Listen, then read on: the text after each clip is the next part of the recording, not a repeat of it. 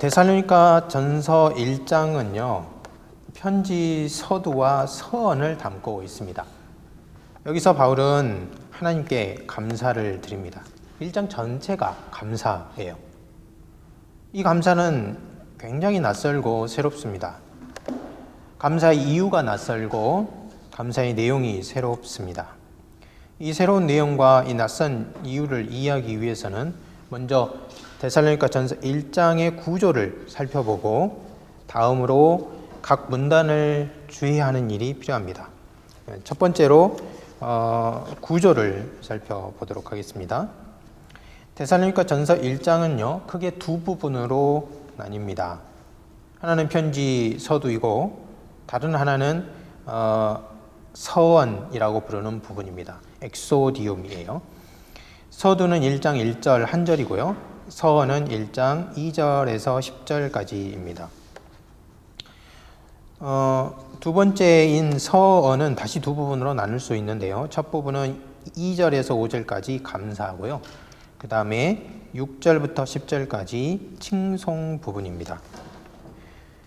각각 다시 감사부와 칭송부를 나누어서 생각을 해보면 감사부는 아름다운 복합문이에요. 복합문은 독일어로 페리오데 이렇게 부르는데 누가복음 1장 4절이라든지 히브리서 1장 1절부터 3절까지와 같이 신약 성경에서 가장 고급스러운 헬라어로 가장 아름다운 문장을 만들어 놓은 그런 문장 속에 속하는 것입니다.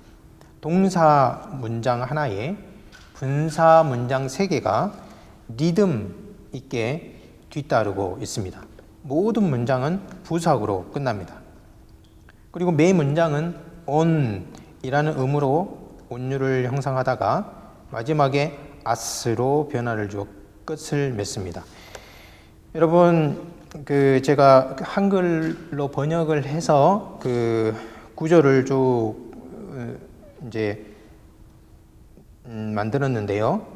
거기 보면은 제가 지금 방금 말씀드린 내용이 잘 드러나지 않아요. 그러나 내용상으로 어떤 구조를 가지는지는 일단 한번 살펴보고요. 그 밑에 각주 부분에 제가 일일이 다 분석을 했습니다. 그럼 그것을 확인해 보면은 알 수 있어요.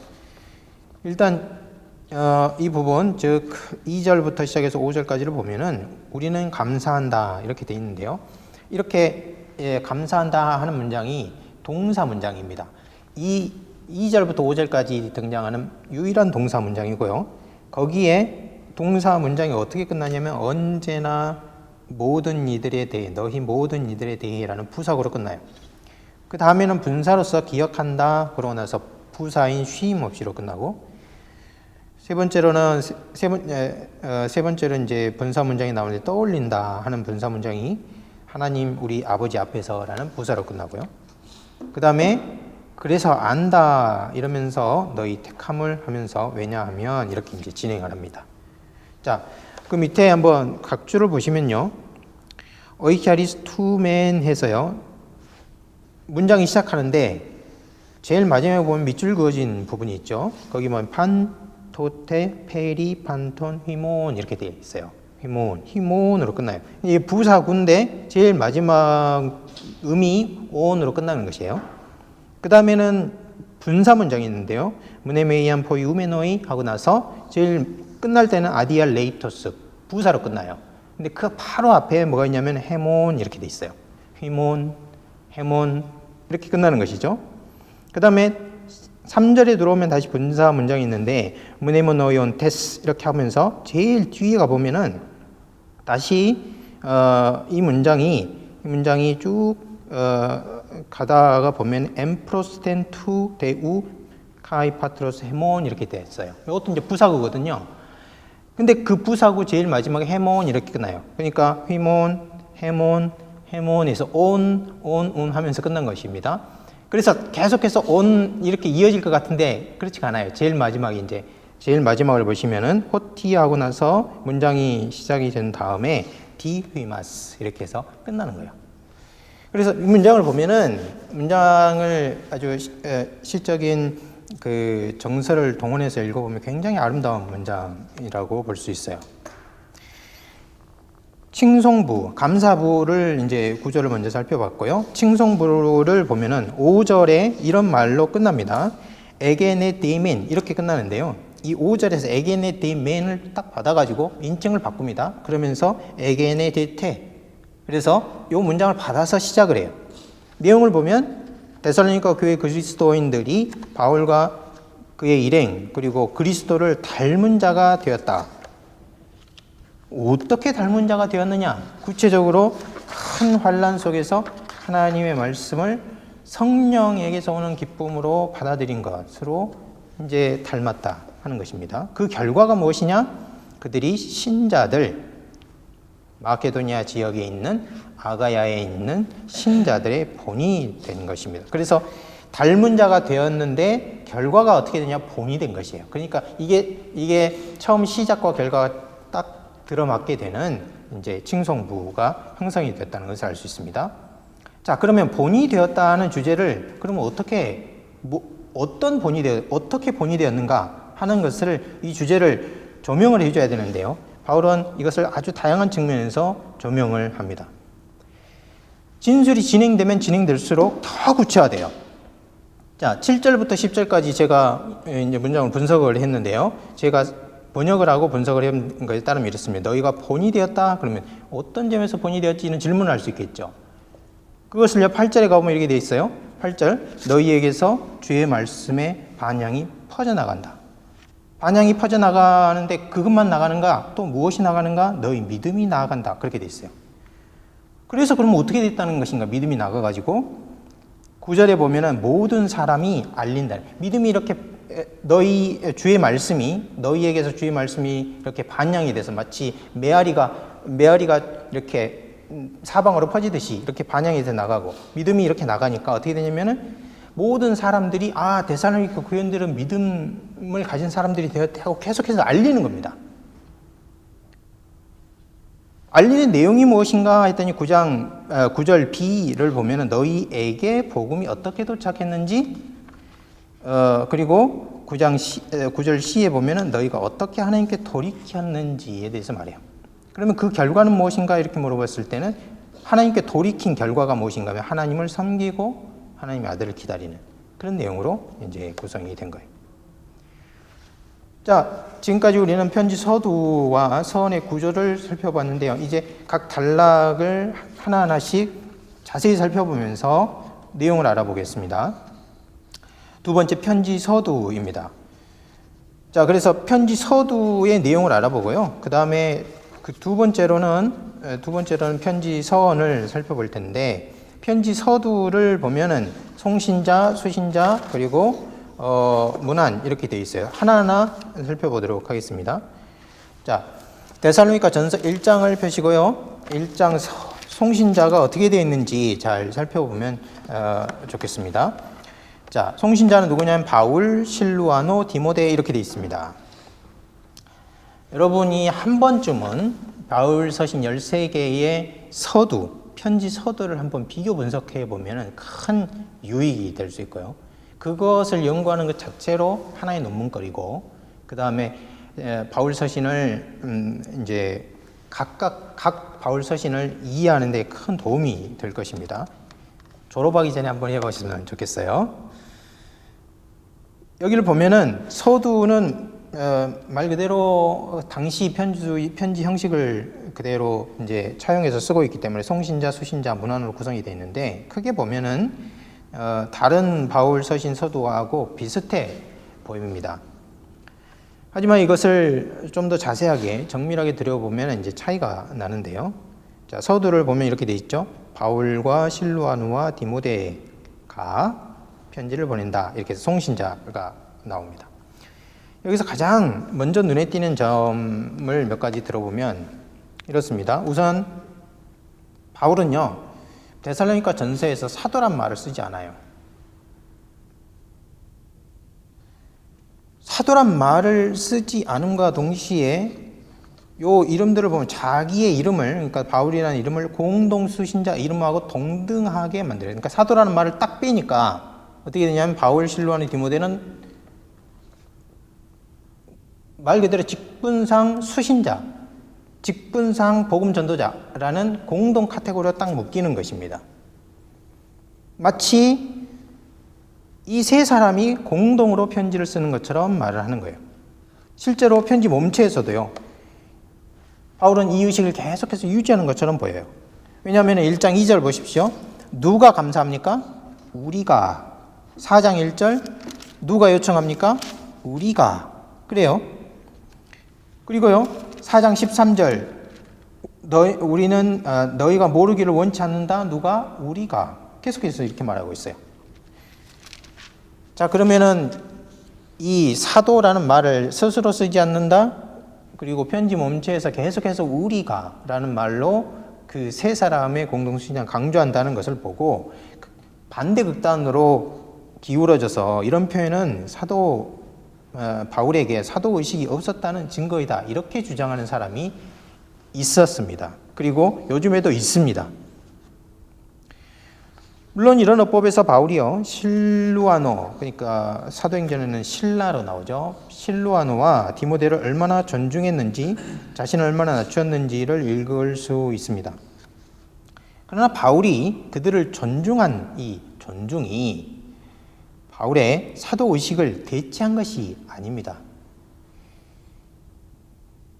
바울은요, 데살로니가 전서에서 줄곧 우리가 요청한다, 우리가 감사한다, 우리가 모르기를 원치 않는다, 이렇게 말하지만은요, 반드시 사도적 권위로 말을 해야 될 부분이 오면은 자신 혼자서 얘기하는 것처럼, 자신 혼자서 쓰는 것처럼 그렇게 또 말을 해요. 한번 살펴볼까요? 5장을 봅니다. 5장 27절을 같이 읽어보겠습니다. 5장 27절, 26절부터 보면 마지막 부분인데요. 거룩하게 입맞춤으로 모든 형제에게 문안하라 이러면서 27절 보면 내가 주를 힘입어 너희에게 명하노니 모든 형제에게 이 편지를 읽어주라. 여기서 이제 명하노니 이렇게 말했는데요. 이거보다 훨씬 강한 말입니다. 내가 너희에게 맹세하게 한다. 그런 말이에요. 내가 사도적 권위로 이 일을 하지 않으면 안 된다고 맹세하게 하노니, 이런 뜻입니다. 그러니까요, 바울이 계속해서 우리가 이렇게 말해 오다가도 사도적 권위로 말을 해야 될 때는 반드시 그렇게 또 말을 한다는 거예요. 데살로니가 후서 3장 17절에, 데살로니가 후서도 마찬가지입니다. 계속해서 똑같은 서두의 송신자도 사도란 말을 빼고 계속 3명, 그 다음에 우리가 이렇게 하다가 3장 17절에 보면 또 이래요. 나 바울은 친필로 문안하노니 이는 편지마다 표시로서 이렇게 써놓으라. 지금 데살로니가 전서 3장 17절은 데살로니가 후서에서 매우 중요한 것입니다. 왜냐하면 대적자들이 바울이 썼다고 하는 편지로 데살로니가 교회를 공격하는 그런 상황이 있기 때문에 그래요. 그래서 바울은 자신이 사도적 권위로 지금 편지를 쓰고 있다는 것, 그리고 이 편지는 자기 편지라는 것을 사인을 하면서 친필로 문안한다 그러면서는요, 우리가 친필로 그렇게 말하지 않아요. 이것은 바울이 스스로 해야 할 일이다, 나는 사도다, 그런 의식을 표현한 것으로 볼 수 있는 것입니다. 자, 바울은 자신을 낮추기도 하지만 분명하게 자신의 사도적 권위를 표현해야 될 때는 분명하고 오해의 여지가 없이 그렇게 말을 했다 하는 것을 우리가 살펴봤고요. 그 다음에 우리가 이제 살펴볼 일은, 그렇기 때문에 이제 결론적으로 말했을 때 우리가 바울이 사도라는 표현을 쓰지 않았고 실루아노와 디모데와 공동 수신자인 것처럼 말했으나 이 편지의 모든 것들은 계시 담지자요, 하나님의 말씀을 전하고 그리고 하나님의 계시를 전하는 사도인 자신의 사도의식으로 썼다는 것을 알 수 있는 것입니다. 그 다음에 우리가 또 살펴볼 수 있는 것은 송신자 부분에서 데살로니가 전서와 후서는 송신자의 순서가 흐트러지지 않고 바울, 실루아노, 디모데입니다. 우리는 실루아노, 신라가 신약 성경에서 별로 역할이 없기 때문에 역할이 없는 것처럼 보이기 때문에 왜 디모데를 먼저 안 쓰고 실루아노를 계속해서 앞에 언급하는가, 그런 질문을 할 수 있습니다. 왜냐하면 디모데가 너무 중요한 인물로 나오고, 그리고 디모데에게 보낸 편지가 또 2개나 있기 때문에 이런 의식을 가질 수 있어요. 왜 실루아노를 디모데 앞에 두는가? 몇 가지 근거를 살펴볼 수 있겠는데요. 첫 번째, 실루아노가요, 마케도니아 전도에 큰 공헌을 했다 하는 점을 우리가 생각을 해야 합니다. 바울이 마케도니아 첫 성인 빌립보에 도착했을 때 분명히 바울을 동행했던 사람은 실루아노, 다시 말하면 실라만이 아니었고 디모데도 동행한 것이 분명해요. 그런데 빌립보 감옥에 갇힌 것은요, 바울과 실라뿐입니다. 그 이상하죠? 16장에서 디모데를 데리고 떠났어요. 실라와 동행했어요. 그런데 25절에 가보면 한밤중에 감옥에 갇혀서 기도하고 찬송한 주체는 바울과 실라뿐이라는 거예요. 디모데는 왜 없을까, 이런 생각을 할 수 있습니다. 이것은요, 다른 것이 아니고 바울과 복음을 전할 때, 빌립보든 데살로니가든 베레아든 마케도니아에서 복음을 전할 때 실루아노가 굉장히 큰 역할을 했다는 것을 알 수 있어요. 실제 증거도 그렇고요. 두 번째는 사도 바울과 초대교회 신학을 실루아노만큼 잘 이해한 사람이 없었다는 거예요. 그러니까 이 부분은 성경에서 유추해서 읽도록 하기 때문에 사람들이 잘 생각하지 않지만 이건 굉장히 중요한 사실입니다. 왜냐하면은 신라는요, 예루살렘 공회가 시리아 안디옥 교회에 파송한 예루살렘 교회 사절이었어요. 15장, 사도행전 15장 32, 33절을 보면 이렇게 되어 있습니다. 우리 한번 같이 읽어보겠습니다. 유다와 신라도 선지자라, 여러 말로 형제를 권면하여 굳게 하고 얼마 있다가 평안히 가라는 전송을 형제들에게 받고 자기를 보내던 사람들에게로 돌아가니라. 이렇게 되어 있습니다. 여기 보면은 선지자 신라가 나와요. 선지자 신라. 그러니까 선지자가 누구냐? 구약 선지자가 아니고 신약 선지자로서 당시 사도급 인사들을 이렇게 불렀습니다. 특별히 하나님의 말씀을 전하는 사람들로서 그 초대교회 신학을 담당하고 있던 사람들이에요. 다시 말해서 신라는 유대인 그리스도인들 중에 벌써 탁월한 지도자였다는 것을 알 수 있습니다. 그뿐만이 아니고 이방인 그리스도인들이 받은 복음의 핵심을 누구보다도 잘 이해하고 있었다. 그렇게 이제 우리가 말할 수 있어요. 왜냐하면 그가 예루살렘 공회에서 이방인들과 유대인들이 하나의 교회를 이루기 위해서 어떤 조건만 필요하고 어떤 것만을 유대인들이 요구할 수 있으며 이방인들이 받아들일 수 있는지를 가서요 설명하고, 편지를 가지고 가서 설명하고, 그 다음에 거기다 보면은 여러 말로 형제들을 권면하고 굳게 했다, 이렇게 이제 말하고 있기 때문에 그렇습니다.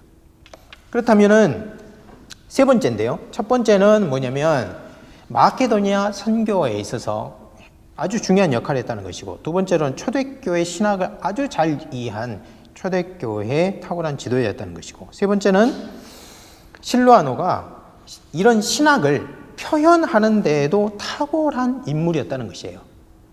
그것을 어떻게 알 수 있을까요? 여러 가지 이론이 있습니다만은 이것은 아주 거의 분명해 보입니다. 아닐 가능성이 100% 중에서 한 2% 정도밖에 안 돼요. 왜 그러냐면요, 만일 베드로 전서를 쓸 때 이 베드로 전서의 대필자로 언급한 인물이 있습니다. 베드로 전서 5장 12절에 보면 내가 누구를 통해서 이 글을 쓰냐면 실루아노예요. 여러분, 베드로 전서, 베드로 후서는 신약 성경에서 가장 고급 헬라어예요. 어떻게 베드로가 그런 고급 헬라어를 쓸 수 있었을까? 여기에 비밀이 있습니다. 베드로가 내용을 불러주고 그 표현은 누가 하냐면 실루아노가 하는 것이에요.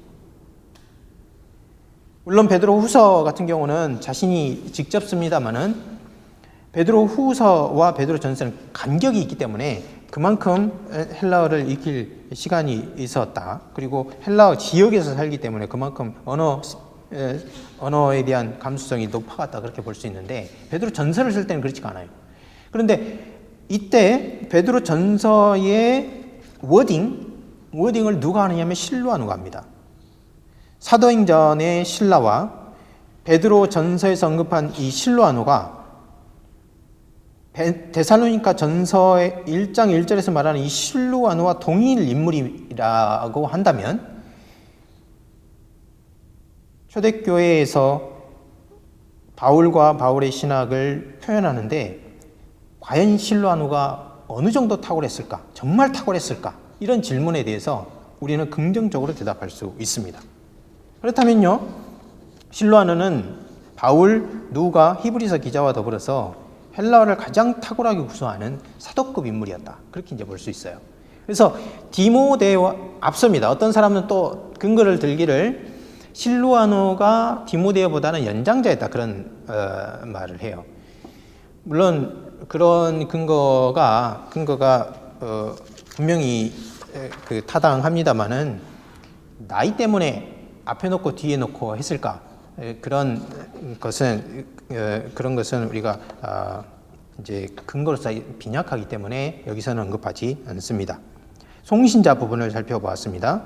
수신자는 바울과 실로아누, 디모데는 데살로니가인의 교회에 편지한다 그렇게 되어 있어요. 데살로니가의 교회에게. 원문에는 테 에클레시아 이렇게 되어 있습니다. 이 표현의 뜻을 파악하려면은 먼저 뒤에 오는 문구가요 어디에 연결되는지 알아내야 합니다. 그 뒤에 테 에클레시아 그러니까 그 교회에게 이렇게 말하고 있는데 그 교회에게를 그 뒤에 오는 문장 하나님 아버지 안에서라는 말이 뒤따르는데요. 이거 무엇을 소식하는지를 알아내야 한다는 거예요. 이 말이 교회와 연결이 되는가 아니면 뒤에 생략된 것으로 보이는 문안한다 또는 쓴다 하는 말과 연결되는가에 대해서 주석가들의 의견이 굉장히 나뉘고 분분합니다. 그러나 여기서 볼 때 교회에게라고와 연결될 가능성이 높다고 봅니다. 그러면 만일 교회에게라는 말과 뒤에 나오는 하나님 아버지 안에서라는 말을 연결해서 번역을 해보면 하나님 아버지와 주 예수 그리스도 안에 있는 교회에게 문안한다는 말이 돼요. 그러면 왜 하나님 안에서 앞에 보통은 전치사를 써서 이렇게 테 에클레시아 테 엔토데오 이렇게 해서 분명히 두 개가 연결된다는 것을 나타내면 오해의 여지가 없을 텐데 왜 그렇게 썼을까? 이렇게 물으면은 마치 전치사가 앞에도 뒤에도 다 있어야 되는 것처럼 들립니다만은 실제로 없는 경우도 많아요. 그러니까 둘 다 있는 것이나 없는 것이나 문법에 어긋나는 것이 아니라는 것입니다. 예를 들어서 데살로니가 전서 2장 14절에 유대아에 있는 교회들을 말하는데요. 하나님의 교회들 곧 예수 그리스도 안에 있는이라고 말할 때 여기는 있습니다. 하지만 4장 16절에 보면은 그리스도 안에서 죽은 자들 앞에라는 말을 쓰고 죽은 자들이란 말을 쓰고 있는데 그 앞에 전치사를 쓰지 않아요. 그러니까 어떤 것은 쓰고 어떤 것은 안 쓴다. 이게 둘 다 문법적으로 가능하다는 거예요. 이건 조금 기술적인 설명을 했습니다만은 다음으로 이제 또 다른 각도에서 질문을 할 수 있어요. 왜 교회에게라는 말이 굳이 이런 한정 문구가 필요한가? 이건 이제 더 중요한 것입니다. 만일 우리가 하나님 안에 그리고 주 예수 그리스도 안에 있는 교회에게 이렇게 말을 한다면 교회에게 그렇게 말하면 될 것을 그 뒤에 어떤 한정을 한단 말이죠. 예수님 안에, 하나님 안에 있는 교회 이렇게 말하니까요. 두 가지 이유를 생각해 볼 수 있어요. 하나는 구별을 위한 것입니다. 자, 여기서 말하는 교회라는 말은 에클레시아인데 에클레시아라는 말은 유대인의 회당을 가리킬 수도 있고 그리스 로마 도시의 민회를 가리킬 수도 있고 그렇습니다. 따라서 교회를 가리키려면 어떤 회합인지 이 데살로니가 교회는 그리스 지역 아니에요. 그러니까 교회 그러면은 그게 그 마을 회관인지 아니면 의회인지 그보다 더 높은 기관인지를 알 수가 없으니까 구체적으로 어떤 회합인지를 명시할 필요가 있었다는 것이죠. 이런 가능성을 하나 생각해 볼 수 있고, 다른 하나는 기원과 존속의 근거를 밝히기 위한 것입니다. 데살로니가에 있는 교회가 하나님 안에 있고 그리스도 예수 안에 있다고 말하는 것은 이 교회의 기원이 어디에 있다? 하나님께 있다. 이 교회가 존립하는 동력이 어디에 있다? 주 예수 그리스도에게 있다 하는 것을 나타내는 거예요. 그래서 그냥 바울이 데살로니가에 있는 교회에게 이렇게 이렇게 말하지 않고, 너희는 하나님 안에 기원을 갖고 있고, 그리고 예수님 안에서 계속해서 존속하고 유지되는 그런 교회라 하는 것을 나타내고 싶어서 그 뒤에 한정 문구를 그렇게 쓴 것으로 보인다 하는 것이죠. 하지만 이 두 가지 이유 외에 더 근본적으로 지금 하나님 안에 그리고 그리스도 예수 안에 있는 교회라는 말이 데살로니가 그리스도인들의 정체성을 가리킬 수 있습니다. 그들은 회합인데 하나님 아버지와 주 예수 그리스도 안에 있는 이들의 모임이다 하는 것이죠. 라이트풋, 여기 아까 소개했던 그 라이트풋이라는 사람은 하나님과 그리스도 안에라는 문구가 교회가 자신이 움직이는 영역이다 이렇게 말했어요. 그러니까 교회가 움직이는 영역을 하나님과 그리스도 예수 안이라는 것으로 나타낸 것이다 하는 것이죠. 자, 송신자와 수신자를 살펴보았습니다. 이것을 통해서 우리는 바울이 누구이고 실로아노가 누구이며 그리고 교회가 어떤 존재인지를 우리가 보았어요. 그러면 문안 부분을 보겠습니다. 문안 부분은 아주 전통적인 문안인데요. 보통 이제 바울 서신과 비교해 보면은 하나님 아버지와 주 예수 그리스도에게서라는 문구가 여기는 빠져 있어요. 왜 빠져 있을까요? 바울이, 제가 문제를 내볼 테니까 맞춰보세요. 바울이 잊어버렸다. 아니면 이유가 있었다. 여기 보면 이유가 있죠. 왜냐하면은 그 앞에 있죠. 하나님 아버지와 주 예수 그리스도란 말을 이미 쓰고 있어요. 그렇기 때문에 만약에 뒤에 아포, 투 데우, 투 예수 그리스도 이렇게 말하면은 소위 말하는 반복이 됩니다. 반복이. 그래서 아마도 쓰지 않았을 가능성이 높습니다. 여기서 이제 중요한 것은 바울이 뒤에 어디서 은혜와 평화가 오는지 그 기원은 밝히지 않으나 문안을 은혜와 평화로 하고 있다는 그 사실이 중요해요. 여기서 은혜라는 말은 명사인데요. 인사하다, 건강하다, 기쁘다 하는 말을 나타내는 히아이레오 또는 히아이레인에서 온 것이에요. 하지만 이것은 단순히 동사를 명사로 바꾼 그런 뜻만을 가지고 있는 것이 아니에요. 여기서 말하는 은혜라는 것은 편지에, 그 당시 쓰는 편지, 그 편지의 인사를 넘어서 아버지 하나님, 주 예수 그리스도가 이루신 구속의 원인, 그것이 은혜입니다. 그리고 그 원인에서 나온 결과가 무엇이냐? 평안, 평강. 종말론적 언어로 말하면 평화. 하나님의 나라에서 이루어질 궁극적인 평화.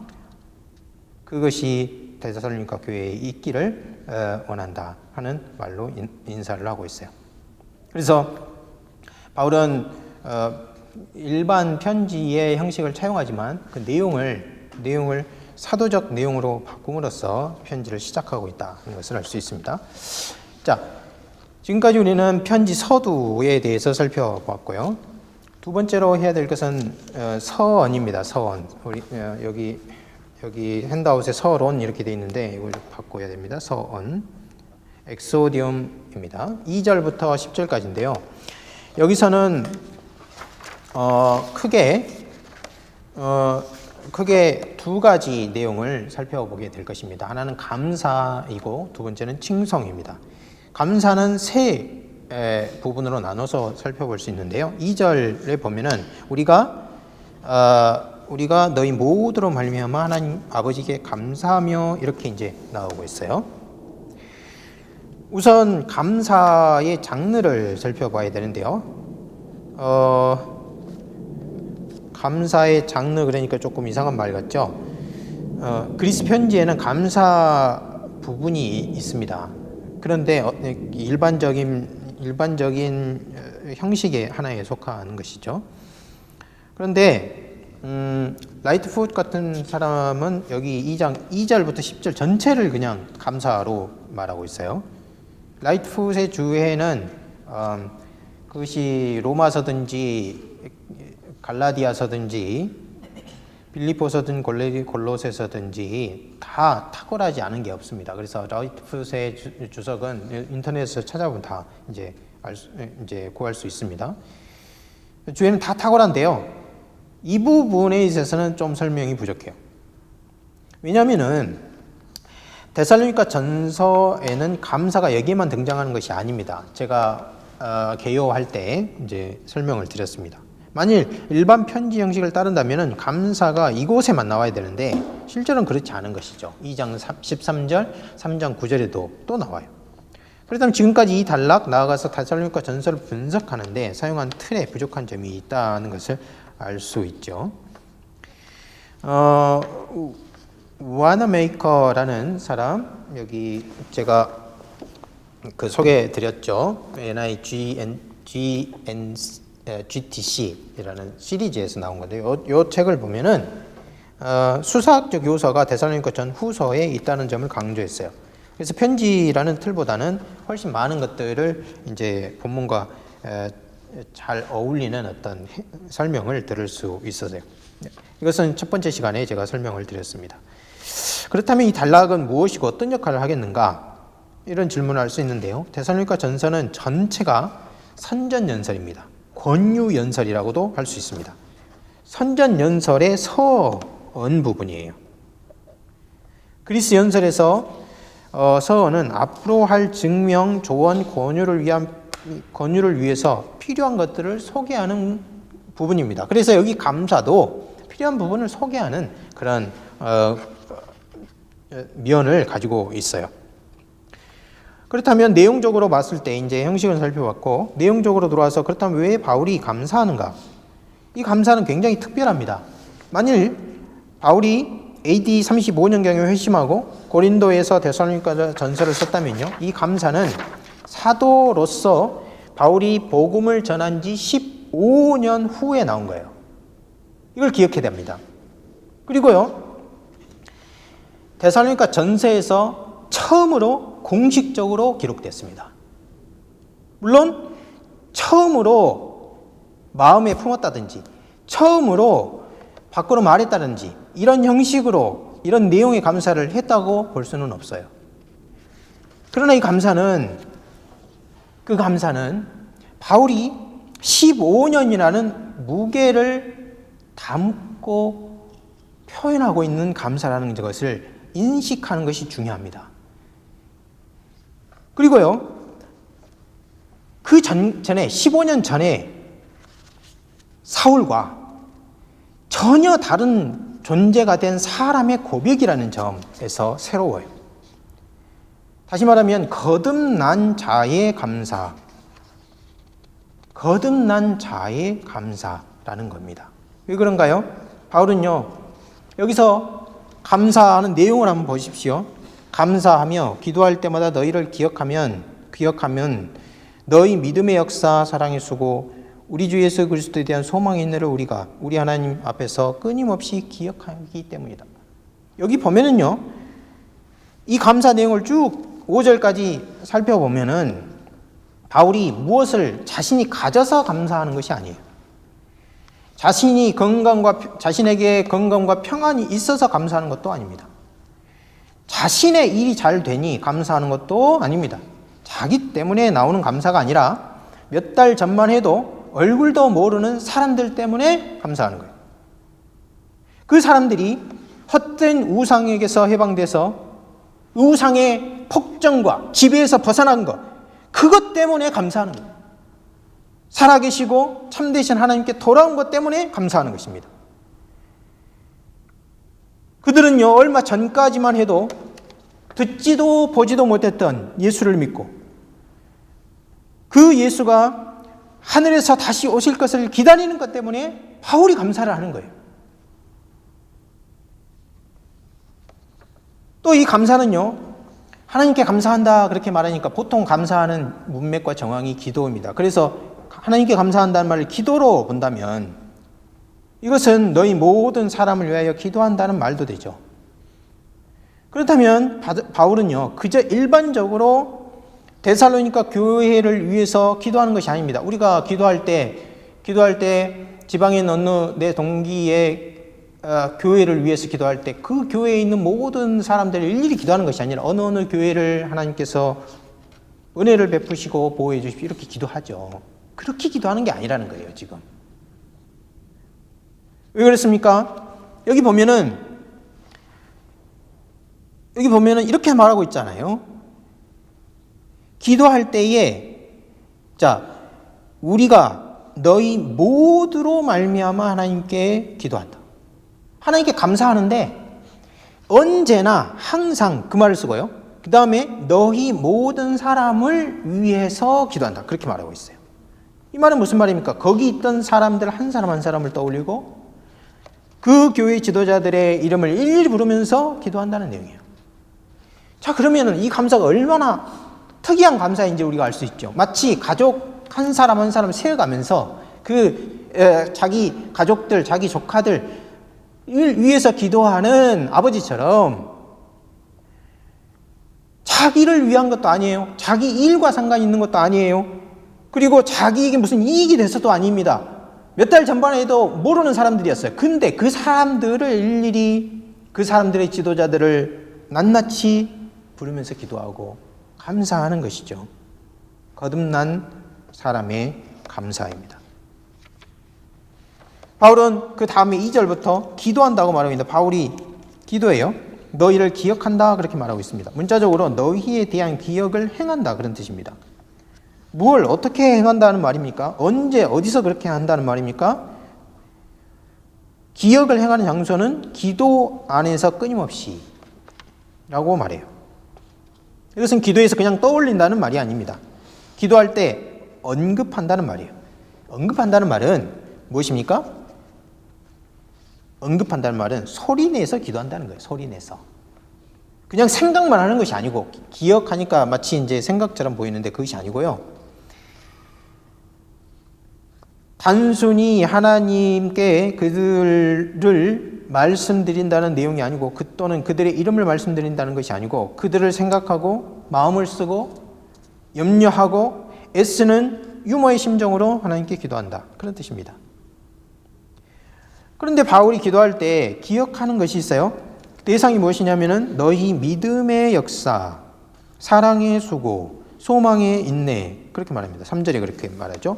이건 모두 여러분 소유격이에요. 이런 게 있어요. 소유격. 소유격은 한 8가지 뜻이 있는데요.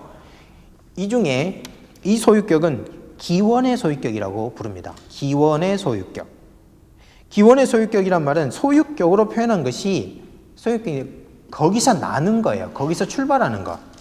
그러니까 여기서 믿음의 역사 그러면 이것을 기원의 소유격으로 말하면 믿음에서 나는 일들을 가리켜요.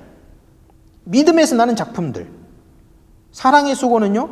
사랑에서 솟아나는 수고.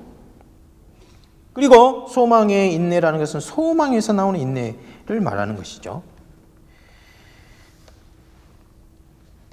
여기서 우리는 데살로니가 교회에 우리가 가보지 않았지만은 사도 바울의 말을 통해서 우리와 공통점이 있다는 것을 알 수 있어요. 예수님을 딱 믿자마자요, 요 3가지가 생깁니다. 믿음에서 나는 독특한 일들이 생기고요. 그리고 하지 않아도 돼요. 그런데 출발이 하나님의 사랑에서 출발하는 수고로운 일들이 시작되고 그 다음에 인내합니다. 무엇 때문에? 소망 때문에. 인내해요. 자, 믿음, 소망, 사랑이 기독교의, 그러니까 그리스도인들의 정체성을 구성하는 3대 덕목인데, 고린도전서 13장과 계시록과 그리고 여기에 나옵니다. 그런데 전부 다 순서가 다릅니다. 고린도전서와 비교를 해보면 고린도전서는 어떻습니까? 그런즉 믿음, 소망, 사랑 그럽니다. 그러니까 제일 마지막에 점층법으로 말하고 있으니까 제일 마지막이 제일 중요해요. 여기는 믿음, 사랑, 소망입니다. 소망. 데살로니가 전서는 좀 다르죠. 각각 그 문맥에 맞게 여기는 다 본질적인 요소여서 하나를 빼고 다른 것을 이렇게 더하는 그런 일이 있는 건 아닌데 이 세 가지가 다 있지만 강조점이 다른 거예요. 여기 이 문맥에서는 소망이 중요합니다. 왜 그럴까요? 소망을 무엇과 연결을 시키냐면은 우리 주 예수 그리스도의 오심에 대한 소망과 연결을 하기 때문에 그래요. 그래서 믿음이 처음이고 그 다음에 그리스도인은 모든 미덕의 근원이라면 사랑은 그 그리스도인들의 삶을 지탱하는 원리고요. 마지막으로 소망은 우리를 앞으로 오는 생명으로 인도하는 마치 지표와 같은 거예요. 바울은 소망을 맨 마지막에 두었습니다. 믿음, 사랑보다 더 비중을 둔 것처럼 말하고 있어요. 강조하는 것처럼. 왜 그럴까요? 바울과 데살로니가 교인들의 삶의 지향점이 근본적으로 이 땅 여기로부터 하늘 그리스도로 바뀌었기 때문에 그렇습니다. 거듭난 신자에게는 이 소망이라는 것이 상대적인 소망이 아니고 절대적인 소망이에요. 내용은요, 그 절대적인 소망의 내용은 예수 그리스도 우리 주님이십니다. 그래서 그 주님에 대한 소망 때문에 하나님 아버지에게서 나오는 그 소망 때문에 현재 삶이 분명한 방향이 생기고 그리고 그 길을 걸어갈 때 인내할 수 있는 것입니다. 그렇다면 믿음의 역사, 사랑의 수고, 소망, 인내가 데살로니가 교회 그리스도인들의 삶을 채운 것은 무엇 때문이었습니까? 그것은요, 그 뒤에 나와요. 복음 때문이에요. 뒤에 이렇게 말하죠. 하나님의 사랑하심을 입은 형제들아 너희 택하심을 아노라. 이는 우리 복음이 너희에게 이르렀기 때문이다. 그렇게 말해요. 그래서 바울은 복음이 이른 것 때문에 확신합니다. 확신을 이렇게 표현하죠. 5절에 하나님의 사랑을 받은 형제들아 너희의 택하심을 아노라. 아노라. 그리고요 뒤에 이 복음이 말로만 이런 것이 아니고 능력으로 임했고 이 능력에 더하여서 또한 성령으로 임했고 이 능력과 성령에 더하여서 더욱더 큰 확신으로 너희에게 이르렀다. 이렇게 말하고 있어요. 지금 제가 번역을 조금 이렇게 과장해서 했습니다만은 그 카이를 이렇게 번역한 거예요. 카이를. 여기서 바울은 점층법을 써서 표현하고 있어요. 점층법. 바울이 무엇을 말하고 있습니까? 우리가요, 전한 복음은 단지 말이나 논리 설득술로 너희에게 이른 것이 아니다는 거예요. 복음 때문에 이런 소망이 생기는 것인데 복음이 없으면 이런 소망이 안 생기는 거예요. 복음을 전하지 않으면 예수 그리스도를 모르고 예수 그리스도가 살아계시다는 걸 모르면 하늘의 지향점을 둘 수가 없죠. 그런데 복음을 전하면 그런 소망이 생겨요. 그런데요, 이 복음이 어떻게 가냐? 단계 말 때문에 말로만 이런 게 물론 말 때문에 그렇게 된 거예요. 말을 해야 사람들이 듣고 회심을 하죠. 그런데 말뿐만이 아니라는 거예요. 그것이 다가 아니고 능력과 권능으로 일어난 일이다. 그렇게 말하고 있어요. 자, 그러면은 지금 데살로니가 교회는 우리가 지금 살아가는 현대 사회가 아니고요. 모든 미신과 모든 보이지 않는 악의 세력이 전부 다 이렇게 다 몰아내버린 이렇게 그런 세계가 아니고 꽉 채워져 있죠. 능력과 권능들로. 운명이란 이름으로 어디서 어떻게 올지 모르는 그런 두려움 속에서 살았어요. 자연과학이 이 모든 것을 다 이 신화를 벗기기 전까지만 해도 말이죠. 그래서 말로만 이런 것이 아니다, 이것이 다가 아니라 그 복음 안에는 권능이 있다 이렇게 말했을 때 이게 항상 좋은 소식이 될 수는 좋은 소식만 되는 것이 아니라는 겁니다. 만일 권능과 능력으로 임하다 해도 그것이 악에서 온 것이면 어떻게 되는 것인가, 그런 불안을 가질 수 있어요. 그런데 그렇게 되면 큰일인 것이죠. 하지만 바울과 바울 일행이 전한 복음은 말과 권능뿐 아니라 그 뒤에 뭐라고 그랬습니까? 능력을 말할 때 성령을 말하고 있어요. 성령과, 그렇게 말해요. 성령과 큰 확신으로.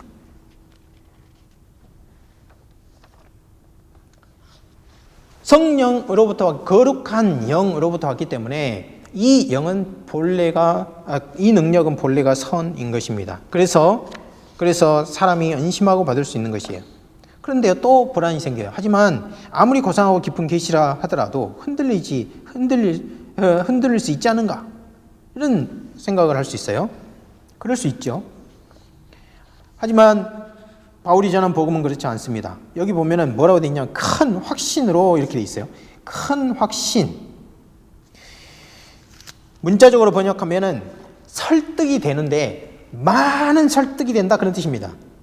여기서 확신의 주체를 둘로 생각할 수 있는데, 하나는 데살로니가 교인들이에요. 만일 데살로니가 교인들이 큰 확신하는 가운데 복음이 왔다, 이렇게 이제 번역을 하면, 바울이 복음을 전했을 때 그 복음이 데살로니가 교회 그리스도인들에게 큰 확신을 심어줬다, 그렇게 해석할 수 있습니다. 다른 가능성은 그 확신의 주체가 바울인 거예요. 어떤 사람은 말을 잘할 수 있습니다. 어떤 사람은 그 말을 잘하면서 권능과 능력이 나타날 수 있어요. 그런데 그럼에도 불구하고 그 말하는 사람이 복음을 전할 때 바울이나 바울 일행이 전하는 메시지가 진리라는 것을 의심하는 사람이 분명히 있을 수 있어요. 데살로니가는 헬라 문명권에 있기 때문에 수많은 소피스트들이 지나다니면서 그런 말을 하죠. 그러나 자신들도 믿지 않아요. 자신들이 말로 설득하는 것이 진리여서가 아니라 다른 사람의 감정을 자극해서 법정에서 원하는 결과만 얻어내면 되는 거예요. 그런데 바울이 전한 복음은 그런 것이 아니라는 겁니다. 큰 확신으로 가요. 바울이 복음을 전할 때 이것은, 자신들이 전하는 것은 진리라는 데 의심하지 않았고요. 멸망당할 사람에게는 미련해 보일지라도 자신들이 전하는 이 복음이 궁극적으로 승리할 것을 확신했다, 그런 뜻입니다. 누가 이 확신의 주체인지 선택하기가 쉽지가 않습니다. 그러나요, 제가 생각할 때는 이걸 굳이 선택할 필요가 없어요. 왜냐하면 바울이 복음을 전할 때 복음을 수용하기 전에는 모든 인간의 지식과 경험을 초월하는 확신이 자신에게도 필요하고 그 말을 듣는 청중에게도 필요하기 때문에 그렇습니다. 바울의 확신 부분을 살펴봤고요. 이렇게 해서 우리는 서원 부분에서 첫 번째 부분, 감사 부분을 살펴보았습니다. 두 번째 부분은 6절부터 10절까지인데 칭송이에요. 바울은 이제 데살로니가 교인들을 칭찬합니다. 그들이 고난 중에 말씀을 받아서 마케도냐와 아가야에 있는 모든 믿는 자들에게 본이 되었고, 주의 말씀이 나오고 그들에게서 하나님을 향한 믿음이 있었다, 그렇게 이제 말하고 있어요. 여기서 이 칭찬을 할 때 우리가 살펴봐야 될 것은 세 가지인데요. 첫 번째는 본, 두 번째는 주의 말씀, 세 번째는 믿음입니다. 이 중에 본과 믿음에 대해서만 살펴보도록 하겠습니다. 6절에 이렇게 말하죠. 한번 같이 읽어볼까요? 시작. 핸드아웃에 있습니다. 또한, 시작. 또한 너희가 우리를 본받는 자들이 되었다. 그러나 사실은 그리스도를 본받는 자들이 된 것이다. 고난 중에 말씀을 받았기 때문이다, 그렇게 되어 있습니다. 바울은 왜 그냥 너희가 고난 중에 말씀을 성령의 기쁨으로 받았다, 그렇게 말하지 않고 너희가 우리를 궁극적으로는 그리스도를 본받는 자들이 되었다, 그렇게 말하고 그 본받은 것을 어떻게 할 수 있는가? 고난 중에도 말씀을 받음으로써 라고 그렇게 복잡하게 표현하는가? 이렇게 질문할 수 있어요. 바울은요, 복음을 받아들일 때 고난을 단순히 대인관계 차원에서 일어나는 갈등, 인내 이런 차원에서 보지 않았습니다. 만일 그들이 그리스도를 믿지 않았다면 이런 고난은 오지 않았을 것입니다. 이것은 먼저 바울에게 일어났던 거예요. 만일 바울이 그리스도를 전하지 않았다면 그에게는 고난이 없었을 거예요. 나아가서 고난받는 그리스도, 십자가에 못 박힌 하나님 아들을 전하지 않았다면 유대인의 박해를 피할 수 있었을 것입니다. 하나님이 죽은 자 가운데서 다시 살리신 예수를 세계의 주인으로 세우셨고 그는 오는 세계를 여셨다는 메시지를 전하지 않았다면 문명인들 마케도니아 수도에서 미친 사람 취급을 받지 않았을 거예요. 이성을 빼앗긴 헛소리를 하는 수사자들이나 인간을 오염시켜서 경건을 잃게 하고 공동체를 위협하는 연설가로 오해받지도 않았을 것입니다.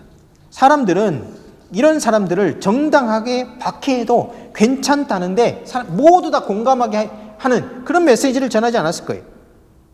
그렇기 때문에 이런 류의 박해는 언제 있습니까? 이런 류의 박해는 단 한 가지밖에 없는 거예요. 그리스도가 십자가에서 죽으실 때 받았던 고난이 바로 그 고난이에요. 세상의 모든 고난을 두 가지 카테고리로 나누면 그리스도의 고난과 그리스도 외의 고난이에요. 그리스도 외의 고난은 베드로가 말한 것처럼 악을 행하기 때문에 받는 고난이에요. 악을 행하기 때문에 받는 고난. 악에 속해서 받는 고난. 거기에 이어서 악한 사람들이 애매하게 주는 고난이 있는 것이죠. 그런데요, 악한 사람들이 애매하게 주는 고난은 어디에 속할 가능성이 높냐면 그리스도의 고난에 속할 가능성이 높아요. 그리스도께서 하나님의 아들이신데 하나님의 구속 목적을 실현하기 위해서 십자가를 지시고 고난을 받으시고 모든 억울한 일을 참으셨던 그 모든 욥의 고난, 모세의 고난, 이 모든 것이 다 그리스도의 고난인 거예요. 그래서요, 데살로니가 교인들이 바울을 본받는 사람들이 되었다 하는 것은 이 고난에 단순하게 육체적인, 정신적인 어떤 상처와 해를 받았다는 것이 아니라 다시 말하면 이런 유의 고난, 그리스도의 고난에 참여했다 하는 말을 하고 있는 거예요. 빌립보서 1장 29절에 이렇게 말하죠.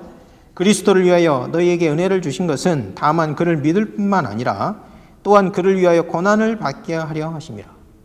믿는 사람이 믿기 때문에 받는 고난이라는 거예요.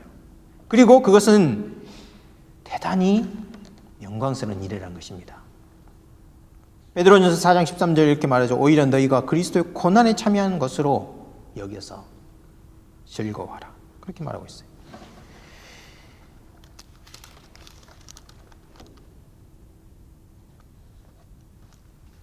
6절 부분을 우리가 살펴봤는데요. 본이 되었어요. 그런 다음에 8절에 보면 주의 말씀이 너희에게로부터 마케도냐 아가에 들렸다 이렇게 말하고 있는데 주의 말씀 이렇게 했는데 주님이 말씀하신 그 말씀이 아니고요. 주님께 속한 말씀 이렇게 번역할 수 있습니다. 이 말은 무슨 말이냐면 데살로니가 교회에서 바울이 복음을 전했고 그 바울이 전한 복음은 주님께로부터 받은 것이죠. 그러니까 주님께로부터 계속 그 말씀이 오는 겁니다. 주님께서 말씀하시고 사도들이 전하고 사도들에게서 받은 그 복음을 데살로니가 교인들이 전하면 어떻게 되는 것입니까? 계속해서 주의 말씀이 너희에게서 나와서 확장 그리고 전진을 하는 것이죠. 그 내용을 8절에서 쭉 말하고 있어요. 그리고 이 주의 말씀을 다른 말로 표현해서 너희 믿음의 소문 이렇게 말하고 있습니다. 9절로 이제 와 보면 믿음을 말하고 있는데 7절에서 너희에게서 주의 말씀이 마게도냐 아가에 나갔을 뿐 아니라 너희 하나님을 향한 너희 믿음이 모든 것에 전파됐다 이렇게 하고 있는데 믿음의 내용이 무엇인가? 이게 무슨 말인가? 믿음의 내용은요. 그들이 회심한 내용이겠죠. 1장 9절에 보면은 우상에게서 돌이켜 참되고 살아계시고 참되신 하나님께 향하는 것, 회심을 말합니다. 하늘에서 그의 아들을 기다리는 것, 재림 소망을 말합니다. 그러면 그 아들이 누구인가? 10절 후반절에 보면은 하나님이 죽은 자들 가운데 살리신 분이요 우리를 다가올 진노에서 구원하신 분이시다. 그렇게 말하고 있어요. 하나님의 진노는 절대적인 진노입니다. 십자가에서 쏟으셨던 그 진노에서 종말론적 하나님의 진노, 완벽하게 죄와 악을 소멸하는 그런 진노에서 구원해 주신 분이 바로 그 아들이다. 그렇게 말하는 것으로 서원을 마치고 있어요. 그래서 칭송을 하는데 데살로니가 교인들이 얼마나 지금 복된 자리에 와 있는지, 그들이 가진 믿음이 얼마나 큰 것인지, 그리고 그들이 가지고 있는 소망이 얼마나 견고한 것인지를 말하고 있습니다. 이와 같이 여기서 우리가 배울 수 있는 점이 많이 있죠. 특별히 그리스도의 고난에 참여하게 되는 그런 영광을 모든 그리스도인들이 받습니다. 그래서 바울은 다른 문맥에서는 누구든지 경건하게 살고자 하는 자는, 다시 말 하나님을 두려워하고 그리스도의 복음에 합당하게 살려고 하는 사람은 고난을 받는다 그랬습니다. 그 고난은 단순하게 아까 말한 것처럼 악을 행하기 때문에 당하는 고난이 아니고 의를 행하여도 찾아오는 고난, 그리스도와 같이 하나님의 뜻을 이루어도 찾아오는 고난, 그런 종류의 고난에 속한 것이죠. 그래서 2000년 전에 데살로니가 교인들이 그렇게 살았고, 그 전에 바울이 그렇게 살았고, 그 전에 우리 주님이 그렇게 본을 보였고, 구약의 모든 선지자와 그리고 하나님의 사람들이 그리스도의 그 고난을 예표해서 우리가 하나님 앞에 서면 그 고난받은 사람들이 세상을 어떻게 살아갔고 하나님께 어떻게 영광을 돌렸는지 합창하는 그런 교양곡이 울리게 될 것입니다. 여러분도 이번 한 주 또 앞으로 남은 생애 동안에 만일 고난이 없으면 좋지만 그리스도의 고난에 속한 그 고난이 찾아왔을 때 베드로가 말한 것처럼 즐거워하고, 그리고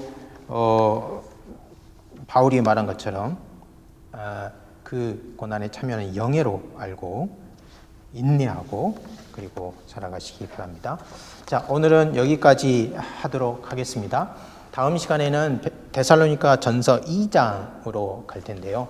특별히 부탁드리고 싶은 것은 주애를 할 때 가장 중요한 게 통시적인 시각이에요. 그러니까 자세히 분석해서 들어가서 보는 것도 중요하지만 전체적인 안목을 갖는 것이 중요합니다. 그래서 데살로니가 전서를 2번 이상 읽어오시도록, 그리고 우리가 보게 될 본문을 자세히 읽고 연구하며 수업에 참여하면 좋겠다는 생각이 듭니다. 감사합니다.